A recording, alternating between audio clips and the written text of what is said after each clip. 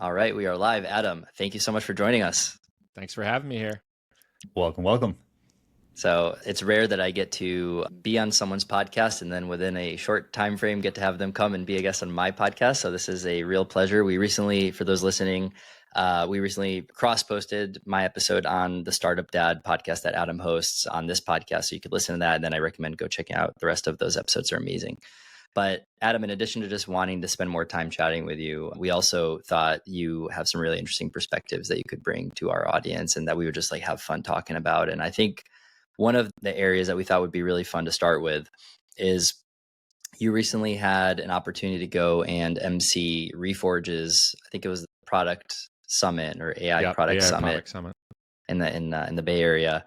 And right before we started recording, we were starting to get into some of the big themes and trends. So maybe just like we can start by any big, surprises or things that struck you as, wow, everyone's really thinking about these things that they weren't thinking about 6 to 12 months ago, but they seem to be top of mind for everyone right now as part of that. And feel free to also set the stage for who was there, who you spoke with. For sure. Yeah, to give you some context on the event, it was in San Francisco. A bunch of people flew in for it, which was awesome. And it was very intimate. It was like 100 or so people. Everyone was a leader of a product or engineering or design function. So it was like VPs, CPOs, CPTOs, stuff like that.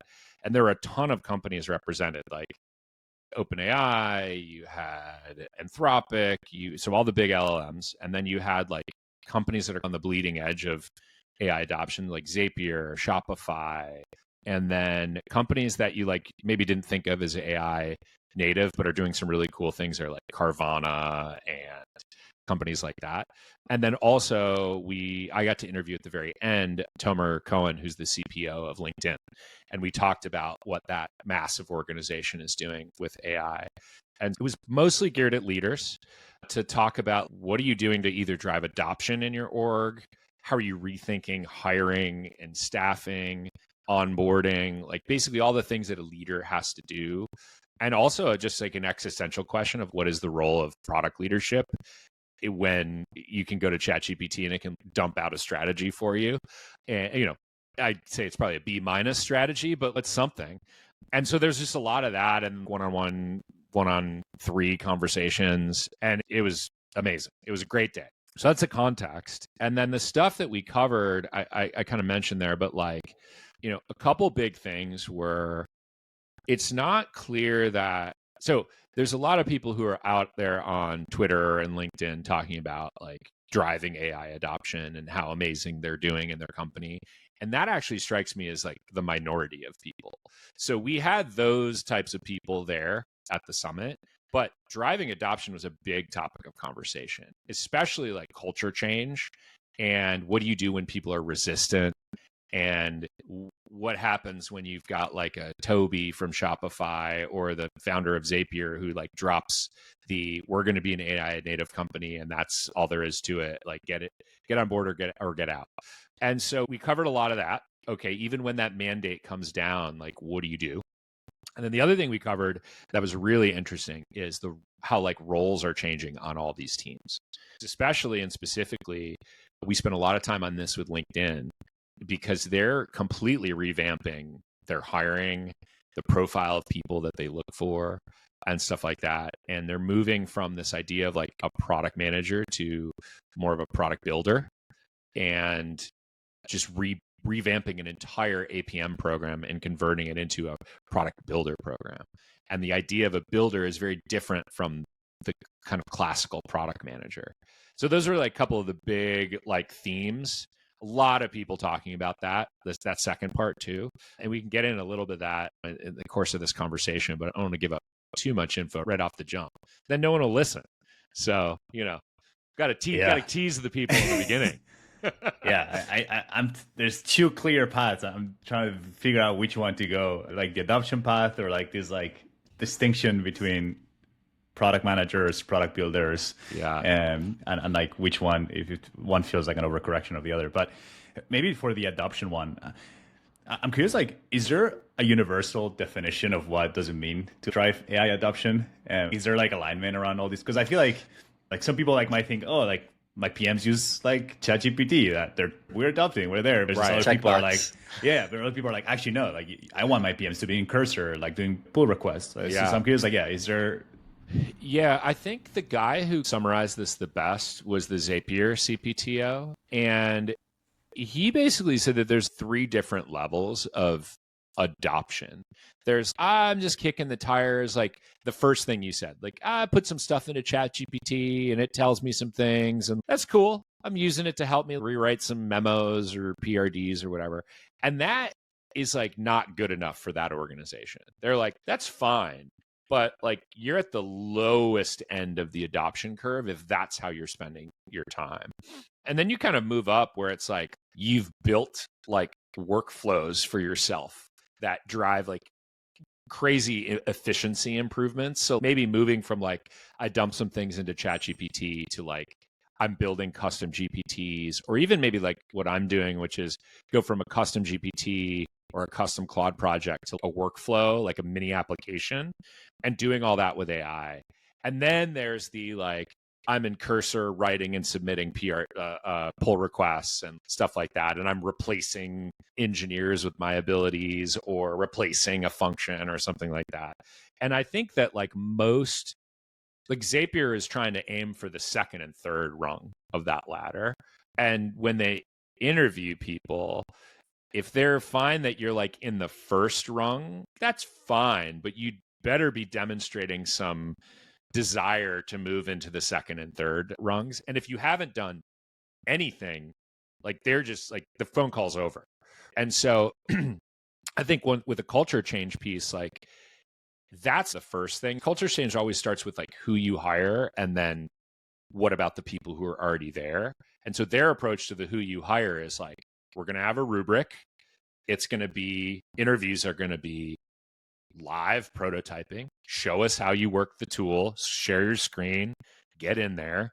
And it becomes very obvious whether or not you've actually done anything with this when somebody's watching you do it. If you're like, help me, blah, like versus like, oh, cool, like blah, blah, blah, and here's the context and like all this stuff. So that's like the first thing that I think they're looking for on the hiring side. It's like filter people out. You're not even getting into the company if you can't be on like that second or third rung, you know?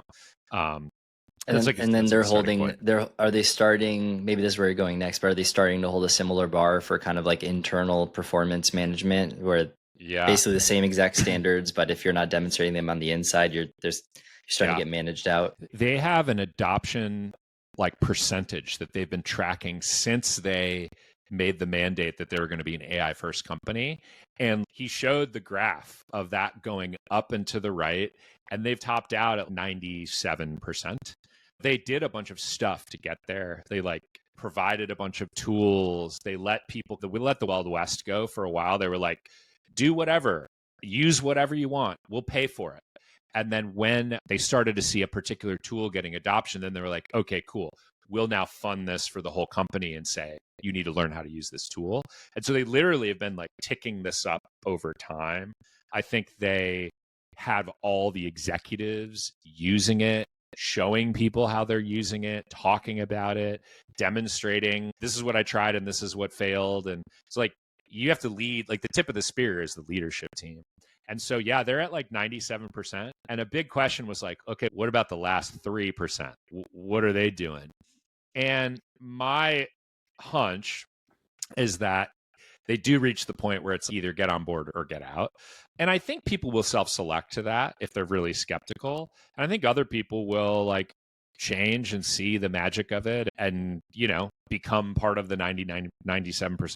And then that last 3% either just whittles away or goes away at performance review time and stuff like that. I think they also said the other thing is like, fundamentally, they're focused on, as all good PMs are, on like outcomes. What are you delivering? And then the idea is the bar on what you can deliver goes up because AI as an assist should make you far more capable of getting shit done.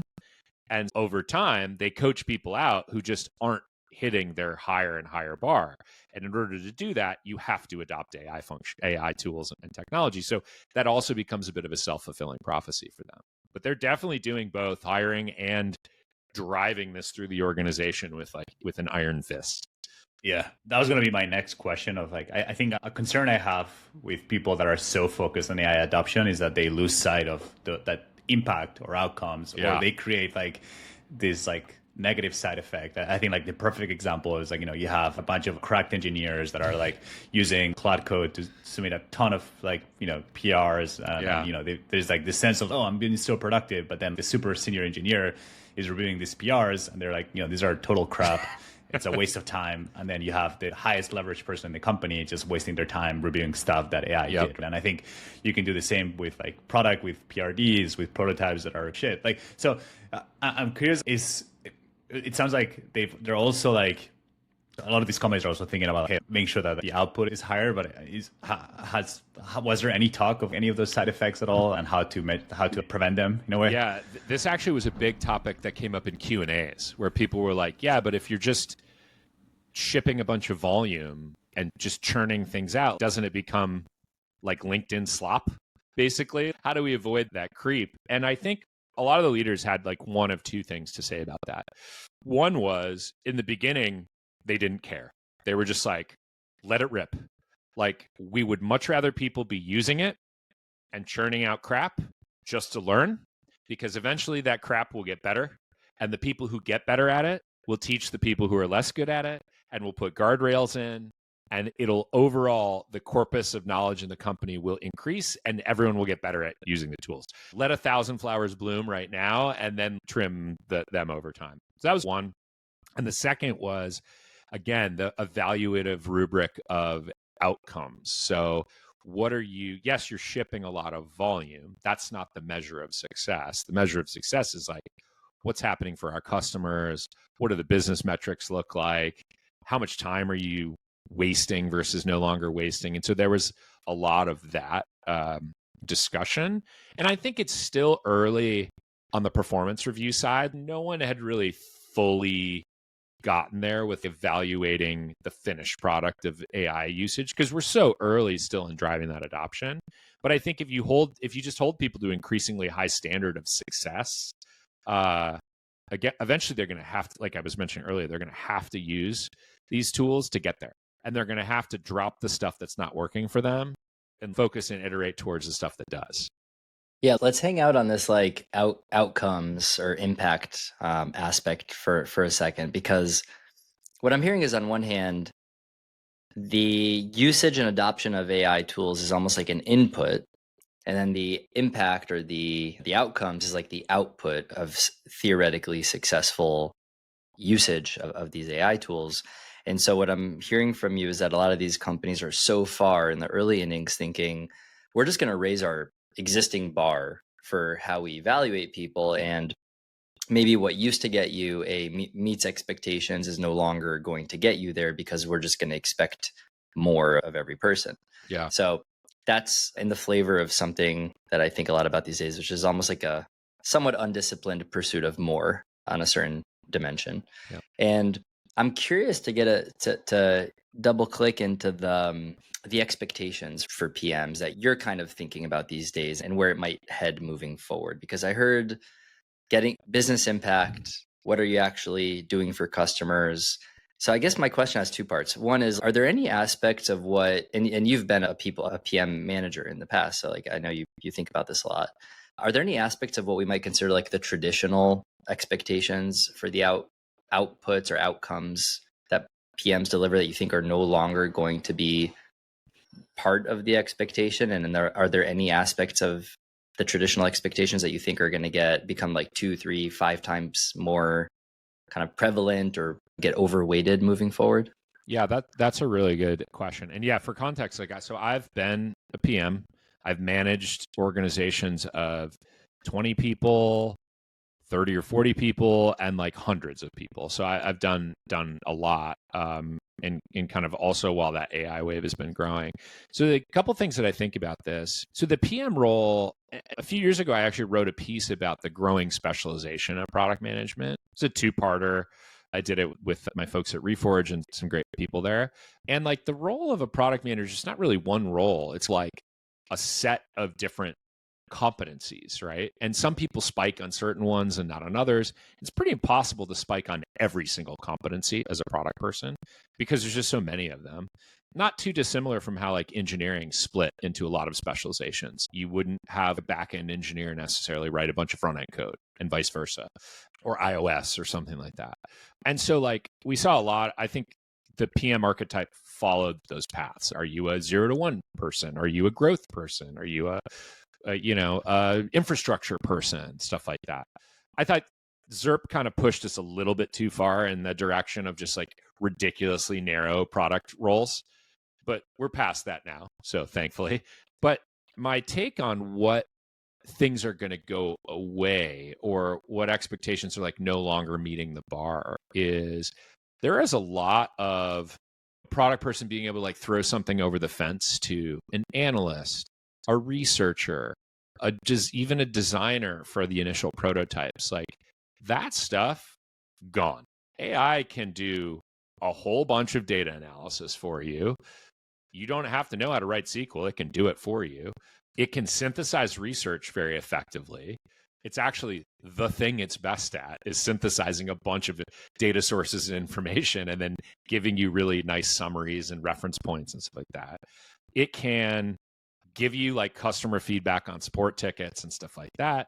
And it can do prototyping like very effectively. And so I think there's definitely advanced use cases where a super talented analyst is still going to think more about what questions should I be asking and things like that. But I think AI is going to get there at some point.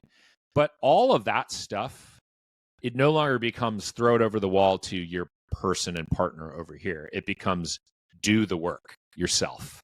And in many cases, it's a lot faster because the coordination overhead is a lot lower, right? So what you should be able to get done in a week in the same amount of time is a lot better. You don't have to get into the queue for a researcher's time or an analyst's time or even a designer's time for the initial thing.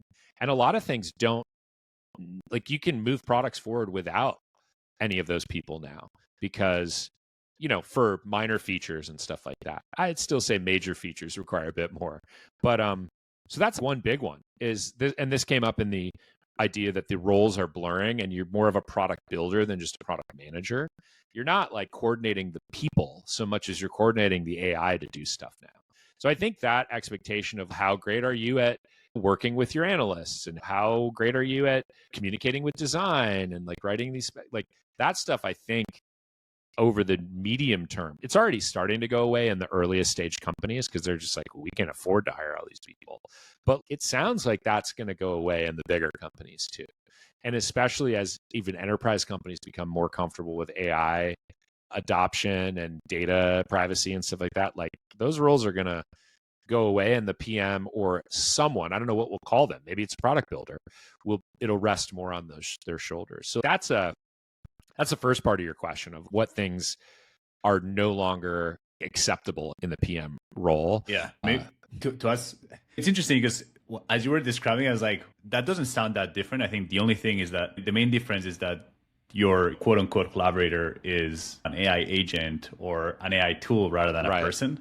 So I think in a way, you still are kind of like asking, even though you're controlling that person, I think that the main difference is that the short feedback cycle is shorter. I think that the biggest kind of distinction that I would make in my head is that the benefit of working with, let's say, UXR designer or analyst or a designer is that they are the experts. So they know what great looks like, right? They set the bar. And then what this means is that if you don't have that person, then who is setting that gold standard, or who's setting like, hey, this is good enough, or this is this is what great looks like. Well, I think those roles are going to increasingly, like the quote unquote in-house subject matter experts for these different areas. I suspect in parallel with the evolution for the PM role that we're talking about, their roles are going to evolve in a way that is all about, I think, documenting and codifying the patterns that allow other people, basically creating the Lego blocks that allow the PM to go and prototype something with the design system in a way that will like out of the box meet their design standards, right? Like it has to, otherwise there's no room for them left. It's almost like they're setting evals at the company level of what great looks like. Maybe. Yeah. I mean, I don't think that those, I talked about this before we started recording, but I don't think that the role of a product designer, like a really talented product designer or a really talented engineer or a really talented researcher, goes away. I think there is a reason that some people self-select into those fields, and the 10x version of the best person in there, they're really good. If you've ever worked with a product designer who is like top of their game, like they're incredible. I think about some of the earliest people that I was fortunate to work with, and it was like amazing what they could do with just like a brief conversation. And they'd come back with options, and they'd have incredible humility about their work, and you'd beat it up, and then anyway, it became like a circle, right, with them. And that was awesome. I think that there's a lot of people who don't have that ability. And I think those are the people whose probably roles are either going to change drastically or they might go away. And I'm not a big fan of fewer jobs, but I think it's just like, it seems inevitable, you know? And so, yes, I think the idea, the way you guys described it, is like the eval writer for the organization, like building a design system, for example, may be the thing that is incredibly important for the designer, and then augmenting that and feeding that into the prototyping tool. There's a lot of prototyping tools where the best way to use them is to like pull in your components in your design system and say, using this stuff, I want to build a version of X. And so I think that's going to be the role, reviewing code as opposed to necessarily rewriting the initial code, like stuff like that. And I think just generally too, like we think about prototyping, for example, as a PM, it's such a great communication tool. Like the idea of having a PRD, great still, you know, and I'm a big fan of AI powered, you know, chat PRD and things like that, great products. But that phrase, like a picture's worth 1,000 words, like if you want to communicate the nuance of something or how you want like an interaction to look, like it's hard to put that on paper. You need something that somebody can like click on and do. And so I think that's at least gets you closer to the metal in terms of the actual finished product. Yeah. So anyway, so that's kind of my thought on the. By the way, Mark, did I interrupt you earlier? I was wondering if there was somewhere you were going with what you were saying in reaction to that first bucket that Adam shared. No, that was all I wanted to say. Okay. I'm curious, yeah, if there's any other like PM competencies or yeah, like things that you're thinking, hey, are going away or maybe are becoming more important than ever, and you think, hey, like people should double down on. Yeah, let's talk about the becoming more important than ever ones. I think here's the thing with AI, because you can build so much stuff and crap in some cases, like the taste and decision making, the like what should we build or what should we actually release or what should we pick from this pile is just gonna, the ability to do that is gonna be crazy, right? Like that's gonna be one that the PM really has to get good at, because you like can now build discernment. Yeah, discernment and judgment and also strategy. Yes, AI can write you a document that is a strategy document, but truly choosing which direction should we go in, it's always been an important thing for PMs. And I think when you can fire the product cannon in a million directions, now it's like, how are we going to rein in this chaos and what should we actually do? Because I could now go give you 200 ideas like in a day, and we could go build all of those. AI could go build all of those for us, but like probably only 10% of them are going to be worth a damn. So like it's like connecting what is going to be the right thing for the customer, what is our like competitive moat going to be, like thinking through that. I just have not yet found that AI can do that really well. It's a fine thought partner, but it's not like the buck doesn't stop with AI. It needs to stop with the human being who is in charge making the call, which actually may be why like slightly more senior folks win the day if you really have, you know, what like Shreyas calls like the taste and the product sense and things like that actually may matter the most going forward, because the writing of documents and things like that can be now automated to a robot if you give it the right inputs. What's crazy to me is just like if I imagine most sane jobs, let's just call them 50 hours a week, right? Maybe these days it gets above that in basically every company I talk to people at. But like, let's say it's not 9 to 5 and it's not 80 hours a week, somewhere in the middle. 996. It's Yeah, sure. 996, There we guys. go. Or if you want to go work at a friend of mine recently got a ping from a recruiter at XAI, and the expectation was 6 days a week in the office for I believe it was 15 hours a day. Yeah, They sleeping need to in be a clocked tent in the hallway, basically. I thought that was a joke, and he was like, no. Anyways, that's aside. But let's just say you've got 50 hours a week to play with, and you're a PM or a product leader, and we just discussed that first bucket, which are all these like historically cross-functional collaborations that now somewhat start to centralize with you as the not just the initiator of those activities, but potentially the executor of those activities, or a larger percentage of those activities. And the simultaneous expectation that your strategic contribution is going to increase. I'd love to get both of your thoughts about, are these things potentially contradicting in a way? And what, in the context for the questions, I remember like the place where I feel like I got to do the most strategic work was at Facebook. And that's actually the place that also had the largest expectation of PMs executing through cross-functional partners. So it's like, get this stuff off your plate so that you could do the strategic work. And I'm not currently in the seat as a PM myself, so I'm just trying to kind of like use some empathy and imagine what it must be like to feel you're expected to do all that work and you're expected to have an outsized strategic contribution relative to what you did before, with none of that space, I guess, that used to exist. Yeah. Mark, why don't you start on this one? What are your thoughts? Yeah. I mean, around this topic, I keep coming back to Warren Buffett a lot. And I feel like just product leaders need to learn more about Warren Buffett in the way he operates. Like, he's the kind of person that reads probably like 500 pages of content a day, but maybe makes 3 or 4 investment decisions a week, right? And I think that's, or maybe it's obviously maybe even less. A year. Yeah. Not a day. Yeah. He bets big probably 4 or 5 times a year, even though he's reading thousands of pages a year. And I think that's probably going to have to be true with PMs as well, right? I think like a lot of it's going to be like spotting the right opportunity, then going super deep on discovery, like really getting insight, then kind of doing the same process all over again with when you're kind of in the delivery part. But I think that's really hard, right? Because I think like the PM role historically has been all about like using your influence without authority to make things happen, right? Like it's like fighting for resources, fighting for engineering, fighting for UXR, fighting for design. So I think it's like really hard to like unlearn that, right? And like feeling like, hey, like actually like you need to make things happen. So yeah, I think there's definitely a tension there, and I think it's not a role where you're used to like infinite leverage, and I think now we're gonna move to a place where you have infinite leverage. So I think you're gonna have to combine the two, right? Because I think you can also not just like sit for an entire year and not ship one thing. That's also gonna get you fired. But I think if you ship 1,000 things that are shitty, that's also gonna get you like not to a really good place. So I don't know. I think you have to marry the two.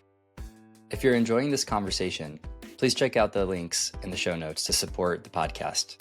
Mark and I do this out of love, but to keep it going, we also need your support. Thanks, and now back to the episode. Yeah, and I think the sort of like barbell dichotomy that you're pointing out here, which is on the one hand, Adam, you're saying execution, PMs could do a ton more execution, right? Because they have this leverage now.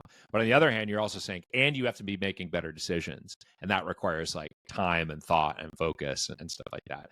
I don't think we have an answer on this yet. Like, I think we're going to still sort this out. And hopefully we find some sort of equilibrium of what is like the right balance. But I can tell you that, like, you know, if you read the Zapier memo, the Shopify memo, and these are not small companies. Like Shopify is a massive product engineering team. And the mandate was pretty clear that like you're not going to have an excuse anymore that, oh, I'm not on somebody's roadmap, or I'm not on somebody's queue, or I don't have the resource. And you're also not going to be able to hire. You're not going to be able to say, oh, I need this thing, this person, this role. Like the bar there has gotten really high. And so I don't know that we've figured it out yet, because this is still new. And again, most organizations have not really driven adoption very far yet. It's like 5% of enterprises or something would consider like people adopting it. But it's coming. There's a reckoning coming, and we're going to have to sort this out. And I don't know. I don't know how PMs are going to strike this balance yet. Honestly don't know. I think there's going to be, we've talked on this podcast about how the entry-level PM or junior PM job is either dead or it's going through some crazy transformation that we don't know what it becomes yet. Maybe it's these associate product builder programs like you talked about at LinkedIn. And maybe we actually don't have a new generation of product managers. We have a new generation of something else. But as we think about the people that are best positioned to use these tools as things stand today, I think it's people on the more senior end of the spectrum who are still very tech savvy and tech curious and hungry to learn the new technology, because there's obviously a bucket of seasoned product leaders who are looking at these tools and like deer in the headlights. Some people I talk to just don't even know where to start. But I think the job isn't inherently going to change. The question I sometimes ask myself, though, is does the CEO of a Shopify, does the CEO of maybe Zapier's in a different bucket, but a CEO of a Shopify really have empathy for just what it must be like to be a senior product manager or like a group PM on the front lines of being responsible for a pillar or a part of the product and all the different tensions that they must be facing, not as an excuse to not force the org to adopt AI. I think that part I totally agree with, but just like the way in which we evaluate the performance of those people with all of these pressures, because I hear from people like some of the product managers I know that because it's so easy to build stuff now, they do get a lot of more like quote unquote inbound from their cross-functional partners. That's like, let's explore this or let's do that. This is going to be really quick. So it's almost like the deluge of input and invitations to collaborate is just growing. And so just because you're not expected to execute through cross-functional partnerships doesn't mean you're not going to be valued on how good you are at collaborating as a cross-functional partner. So it's like you can't really compromise on the collaboration skills, like the soft skills are but you have to ramp up your hard skills as far as like executing the work and do all that in a way that still paints an increment, like has a good narrative for how each of these yeses that you say yes to and each of these no's that you say no to fall into some kind of framework for where we're going over the next 6 to 24 months as far as like a roadmap or a strategy goes. And I just wonder if a CEO of a company at Shopify scale has like the empathy of how hard that exact expectation is. Yeah. Feels almost like an impossible job just trying to like express that. Yeah. So I think Toby specifically at Shopify, and I know we're talking generally companies of their size. I think Toby does have empathy because he is a builder, right? He's constantly tinkering and trying and doing things. And so maybe more from an engineering perspective, but I think he probably understands. The average CEO of this company the size of Shopify, probably not. They're probably so busy talking to the board and analysts and like things like that they're not thinking about it. They're just making their mandate and they're like not moving all the way down the stack to talk to people on the front lines. And I would agree, like the way that you painted it, Ben, of especially because you're hearing this from like inside the tent from a lot of people, is just the volume of requests and ideas and, oh, we should do this or we should do this is going like through the roof. I would say that's probably true. Ideally, the percentage of things you say yes to stays about the same, which means you can actually do more stuff, but there's going to be that many more bad ideas that come through. And I think holding the line on what is our strategy is going to be even more important for the PM. You don't want the PMs get a bad reputation for being like the no person, the like, what is the customer problem that we're solving here? But like, and that's sort of like a meme, but it's going to be even more true, right? Totally. And also, a lot of stuff can now be built by not the PM. For example, like I'm very bullish. I've always felt like customer support is an incredible training ground for product managers because they're the closest person to the customer. That was my entry point into product management. Yep. But now think about how starved you in customer support felt for like, I need an internal tool to do XYZ and I can't. Guess what? Like you can now, and you can actually do it, customer support person. And so actually, I'm bullish on those people being the earliest adopters of AI. Not everyone in customer support is motivated to do that. But if you're motivated to solve some of your own problems, you've got the data, all these tools that you use have APIs, there's nothing that says you can't spin up an internal tool that saves you a bunch of time. And now you're like one of the frontline people using AI. Like, it's just going to be really interesting to see how much can the PM then go and push the idea back to the person and say, hey, I love that idea. Why don't you take a stab at building that? The design systems in the prototyping tool, our cursor environment is, set up with the right like frameworks and the code base. Like, why don't you give that a shot and come back with your demo of it, and then we'll decide if we should go forward with this. So I think that's probably the right strategy for those people who are getting bombarded by stuff, whereas in the past they couldn't say that. They had to triage it, that might be the right thing to do. Yeah, I'm almost thinking, like as a PM, maybe it's more important than ever now to be really good at setting, like, let's call it like APIs for how to interact with you, almost, and having your documentation, right? Hey, like if you have because I think what you want to avoid is having like saying no to everything and then the information stops coming your way. Because as I was just saying, like, like Warren Buffett, he reads 500 pages a day, right? Like, you still want to get that, like, what's going to make you a great PM is like having those like insights from the ground, and then you being able to like piece it together and be like, okay, we should go after these opportunities. So you want that information to come to you, and especially maybe it's easier now more than ever, but how they send that information and what they do with it, maybe there's an opportunity for PMs to be more clear and more explicit. Be like, hey, if this is a good idea, maybe use this custom GPT where you can like format it as like a PRD, or here's the problem, here's the solution. And maybe if you like it and there's something, maybe you bounce it back, be like, okay, now come up with share a prototype with me of how this would work. So, maybe even like, be more explicit about like your strategy, or like, like, hey, here's what I'm focusing on and here's why. So if this fits into this thing, I want to hear about it. If not, let's hold on. Yeah. But sorry, you're going to say. And you almost become a little bit more like, not to use the Warren Buffett analogy, but like a little bit of a portfolio allocator at that point, where you're like, we've only got $100 to spend. You all want all these things.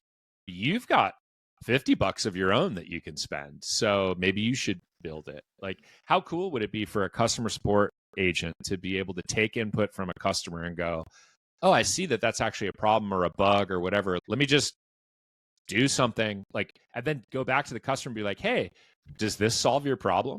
Oh, that's a dream. And like, it's exactly. And so I actually think we're not that far away.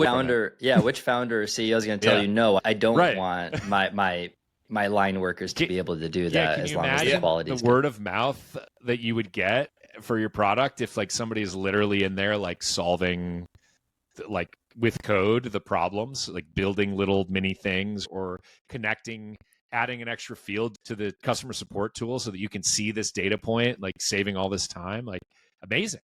And the likelihood that you're going to break something, probably, like, you probably will break a few things, but then you'll learn and put the safeguards in place, and then the things won't break the next time. So it's the tax you pay, but I think it's totally worth it. And I think the other cool side effect is that then that customer success or the sales engineer, whoever that person is going to build more empathy for what the PM has to do and the engineer has to do, because they're going to be like, oh, like, this is easy. And then they're going to be like, actually, no, it's not that simple. And then this thing that I built for this customer doesn't work for this other one. So like, you start to build a bit more empathy for the other role, and maybe that strengthens the relationship. They're going to end up like me yesterday, just screaming expletives at Claude Code while it was not doing the thing that I needed it to do. In a world, I'm having this kind of like realization of, every company's had some kind of release cycle, whether it's like bi-weekly, monthly releases, quarterly releases, ongoing releases, whatever it is. And there's inevitably, if it's Series A companies I've worked at, I literally watch this muscle get developed, and later stage companies already have it developed. Some version of product marketing, or how do we tell people what we're launching in a way that has a narrative element to it, or how do we do these like lightning strikes and stuff. And I do wonder, in a world where basically PRs or like product improvements can come from any part of the organization, how that part of how companies operate and the go-to-market side of all this stays cohesive and sounds like it's from the same one story being told centrally. I feel for the product marketers. They are absolutely effed in a world where a bunch of stuff gets out the door consistently. It's possible that the world that we have to go to is that things get bundled, things get, you may have your continuous release cycle, but you don't package and talk about something until several things are ready to talk about, which has always been the thing that a product marketer can do. But yeah, it's a really good question. In a world where you're just like shipping tons of stuff, how do you keep a cohesive narrative? I think probably the answer is going to be lean on AI. If I'm not to be like very black swan about this or anything, but your product person's going to have to say, okay, here's the umbrella that we're releasing under. Write me the press release, write me the marketing copy, build me the landing page, like all of that sort of stuff. I think the more challenging thing is going to be a lot of that stuff's going to see the light of day and then end up having to get shut down.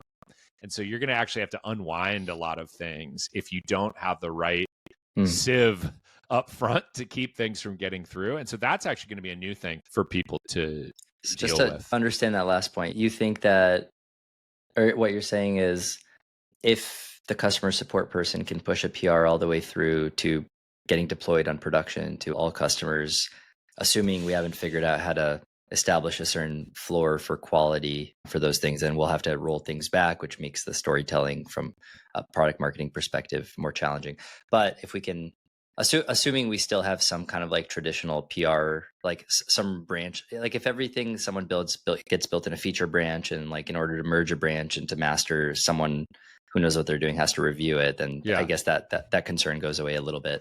What I was just thinking of is like, I wonder if the stories around the product marketing start to almost become emergent from just like the sum of all the PRs that get rolled into a release. For example, in a world where every commit to the code base not just has the description of the change, but also maybe even has like the problem that this change is trying to solve. And then you could have software just sweep up all of these commits along with the problem they solve and the nature of the change, and then just be like, I want to write a marketing announcement. What are the themes of work that we've done, and what would like the story arc be around like this series of changes? And it would probably do a not bad job coming up with it. The funny thing about that is I did that exact thing yesterday. So I was hacking away and shouting expletives at Claude Code. I finally got it to do what I wanted it to do after much troubleshooting and figured out the problem. And then I was like, shit, I've been back and forth with Claude Code for 2 + 3 hours. I was like, Claude, can you summarize everything that we just did together in a storytelling format and give it back to me as like a narrative, like a story arc? And it did. And it was pretty good. And it was like the story of how Adam updated his web app or something like that. And it literally like, it gave me like paragraph and prose and like all this stuff. And I'm like, that was fun.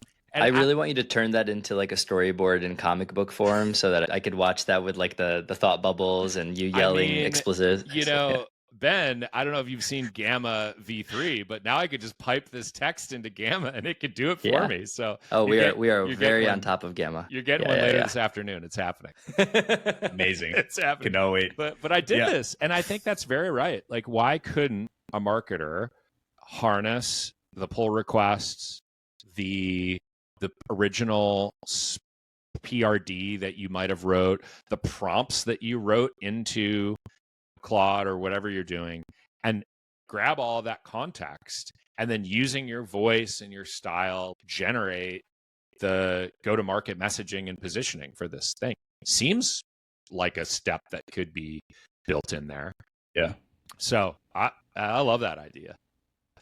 Yeah, I almost like see like also like 2 other potential routes. One is like hyper personalized like product marketing, of just because now you can spit out maybe agents and stuff like that. You know exactly like what potential customer might be interested in, and you can be like, hey, like we just released this thing that I think based on what we've heard from the past or how you use our product, now you have access to, and this is what's going to unlock for you, which I think could be really cool. The other kind of extreme on the other side is you could do a little bit more of the Apple or Salesforce model, where maybe you have a conference or you really double down on community, and you have these 2 big kind of parties a year where you're releasing software, and that's maybe where you use like the AI to craft a narrative. Yeah. But I think kind of like building that, because I don't know, that's something that I think a lot about. I feel like product loyalty is officially at an all-time low. And at least based on my career, like the fact, like I just have never switched products so quickly without having a second thought. And even like on a weekly basis, I'll be like, oh, like I'm actually using Cloud Code. Actually, never mind. Now I'm using Codex. It's doing much better. And that's happening on a week-to-week basis. So like, I do think there's an element of community and bringing people together and kind of connection that I think companies are going to have to think about. Yeah. Because otherwise it's going to be hard to retain. Yeah, I think Airbnb is another one that does these kind of like 2 times a year big releases or something. Yeah, we'll see if that's the direction that things go. It certainly may make sense as like a marketing event to create enough awareness. Like you almost have to have enough stuff to talk about now to make it compelling and to get attention and build a big enough like buzz about it. But yeah, your point also about product loyalty is I also had that exact same conversation with somebody yesterday where I was like, yeah, I'm doing this Cloud Code, blah, blah. And he was like, have you tried Codex yet? And I'm like, sure haven't. Can't even just learning how to get good with Cloud Code. Tried Cursor, didn't like it. Cloud Code, cool. Like, I guess I'll try Codex next. Like, why not? I don't know. Maybe. I talked to Mark about how I have this site I coded up for the Copilot that I think I talked to you about a little, Adam. Yeah. And I started the first version of that in Bolt. And I got to a version of that I liked in Bolt. And then to get it to go to production, I had to like be like, turns out this is a problem for a lot of people. They think about how do I go to production? And I just decided to download the files. I uploaded them into a new I created a new repo in GitHub, and then I basically pulled that repo into Cursor, and I've been pushing updates, and I deploy through Vercel. And then at that point, I'm like, wait, why am I still paying Bolt $20 a month? Yeah.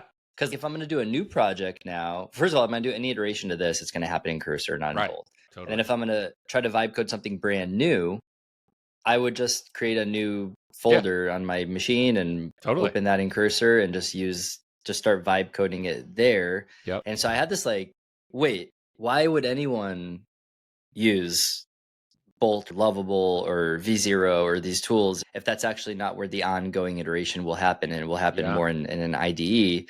So I don't know. I think it'll be very interesting to look back in a couple of years on what happened to all these vibe coding tools and how the story shakes out. And I do think 2 years will probably be enough time to see like how at least the basic story is shaping up. Yeah. But I'm very curious. Yeah, my hunch is, I think you're absolutely right. Like I don't use any of the vibe coding tools anymore because now I've figured out Claude Code and I'm like, shit, this is way more powerful. I deploy things to like a local host dev environment on my machine in 10 minutes and it's working. And like I can move from the command line interface to a web app in a couple of hours and it works with some expletives. But like, why would I go? And it looks how I want it to look, as opposed to if you go back to one of those vibe coding, like true vibe coding web tools, it gives you the generic, everybody's thing looks the same. And so I'm not in the prediction business, but I would imagine a lot of those tools end up, one, they might probably target a different type of user. There's a lot of people who are just not comfortable getting into the terminal and doing stuff, even when you don't actually have to do all that much. You just talk to it and it does your thing. And so there'll probably be a bunch of solopreneurs and people like that who just don't get into the code themselves. But also maybe those companies release another product that is, here's the starter and then here's the advanced. They're going to have to do that if they want to hedge the graduation risk, which is going to be very real. It's also why all these companies are racing to get to how many hundreds of millions of ARR can we get to as fast as possible, and how much secondary can we take before the whole company implodes. But we'll see. We'll see. Yeah, I do think a lot of these companies, the best thing they can do is grow as fast as possible, and then either get acquired or sell secondary. Because I'm like, ooh, like this is not real ARR. Yeah, I mean, it's certainly better than it was in the .com boom, when it was just like eyeballs, when we were like, this company's worth $10 billion because of eyeballs, and there was no monetization, whatever. Like, at least someone is paying.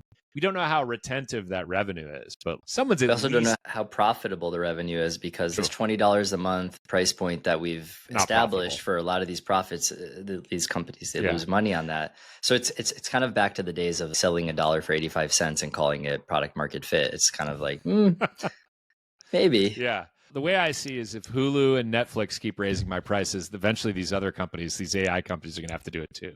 So stuff's not free, you know? But yeah, It is wild. It is wild to see. Yeah, this might be a big question to drop closer to the end, but back to, we mentioned in the beginning, like that in Zerp, like people became like very like specialized, right? Like you could be a growth PM, infra PM, and maybe iOS PM or whatever. And I think now kind of what I'm hearing with AI too is that is important too, but also now I want you to be like specialized in a domain, because the idea there is that if you have a domain expertise, if you know an industry really well, you can actually like deconstruct it, and then you know where are like the different like small like leverage points where you can maybe insert an AI agent or maybe like automate, right? So I'm curious. And write evals. I think that's another area, right? Like, because like if you don't have the domain experience, it's hard for you to tell the difference. But yeah, keep going, Mark. If you're a lawyer and you know if you're creating a legal tech sub product that you don't know much about law, it's going to be kind of hard, right, to like write those evals. So I'm curious, do you think like the future right now it's like people have to find that Venn diagram, right, of like what is like the type of like PM skill that you spike on, right, like growth platform, and then what is the industry that you have a lot of experience, and that's kind of like and you just want to double down there? Is that the right like advice? Because I have people all the time, they ask me, hey, what should I do? Should I double down on this thing that I've been doing for a while, or should I get more broader experience? And I don't know what to tell people. Yeah, that's a good question. I always put industry as a second place to the first part of what you said, which is like actually having capabilities and skills. Because I do believe that there's some value to industry knowledge, but I also believe that you can get up to speed pretty quickly. And if you have all of the right raw materials of knowing how to solve customer problems, knowing how to get leverage from AI, like if there's an industry that you are passionate about, you can learn pretty quickly. And AI helps with that too, if I'm being perfectly honest. Like doing desk side research and synthetic customer interviews and stuff like that's pretty fast now.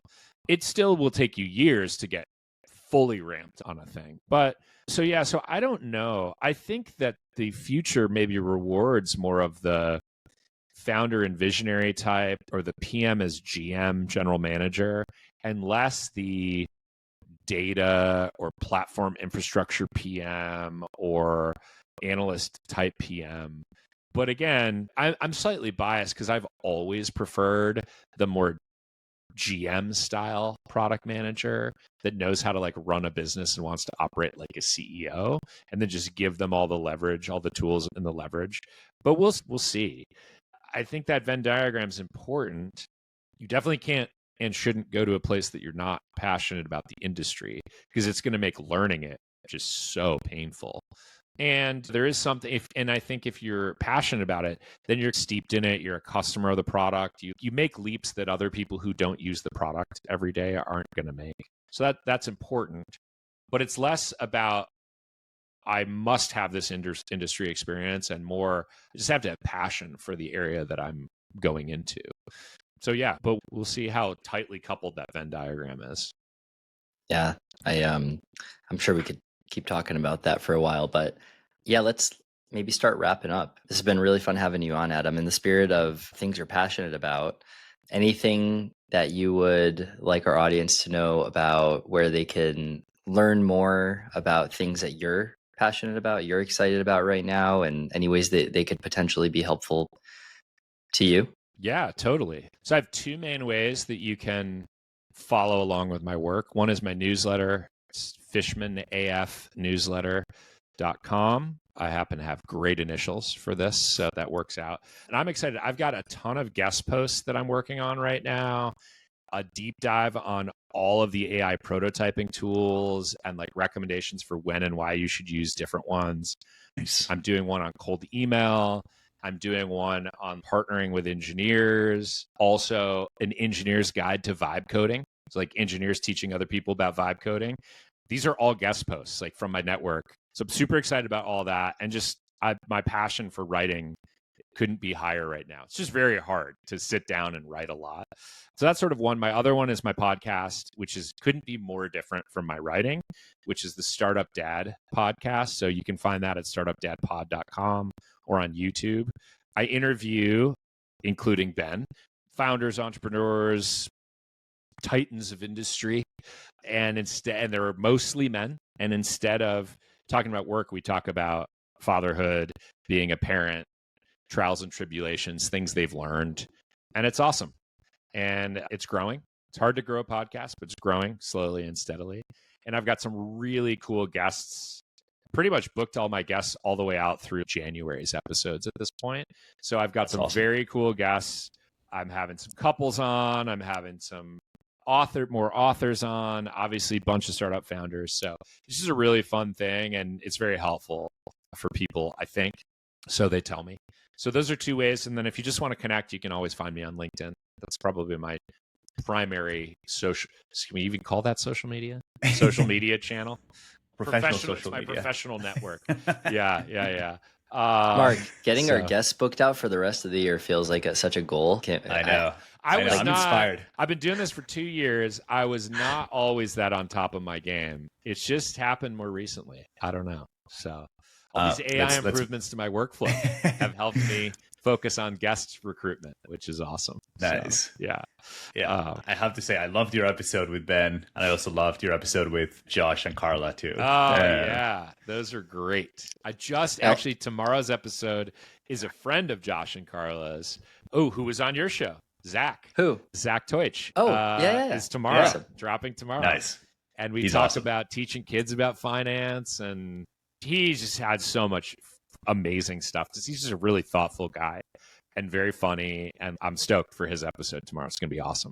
So I'm so excited. I'm so excited to listen to that. And then another one you had was with one of my friends, Michael Leibovich. Yes. You had a conversation with him recently. Super awesome. So I enjoy your episodes not just as a objective listener, but also just as a way of hearing how these people. I'm incentivized to send you great guests now because I'm like, I want to hear about them talk about fatherhood. Yes. Like, I have gotten that before where somebody's like, I think you should talk to this person because they seem like they really have their stuff together and I just want to hear from them. And I was like, cool, let's do it. So yeah, so I'm super excited. I've really gotten into the research of it all, especially if it's an author.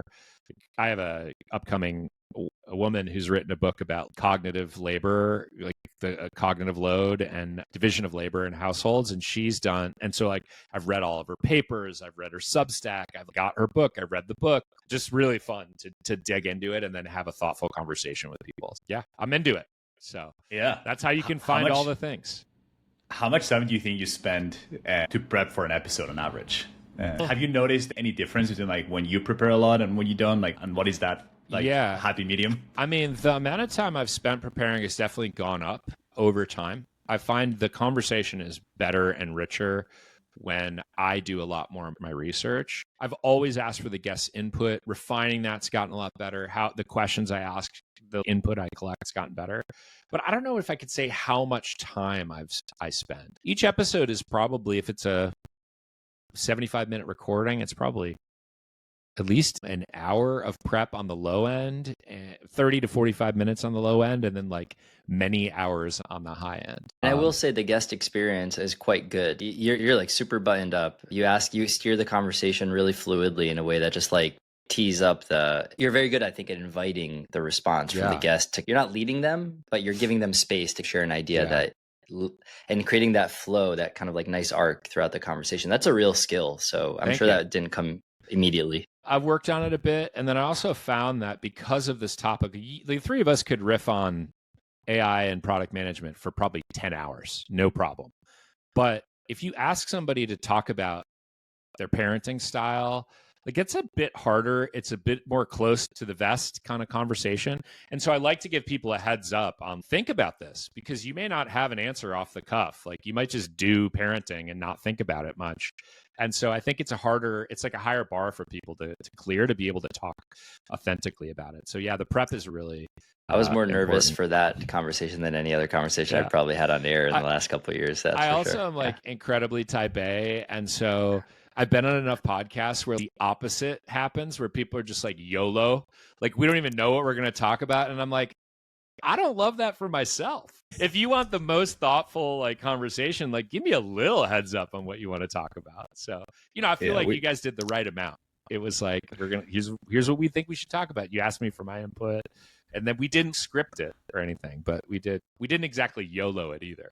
So yeah, we're like in the middle. I like a happy medium here on the YOLO spectrum. So, but I'm inspired to get a little bit closer to your side of things without feeling like we're constraining ourselves and that we have these questions that we might ask. Totally. I think that's like the other part of that. We felt trapped by the set of questions. Yeah. And there's been like a nugget that.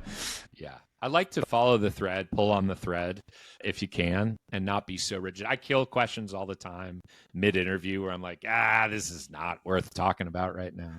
So, yeah, it's awesome. Awesome stuff.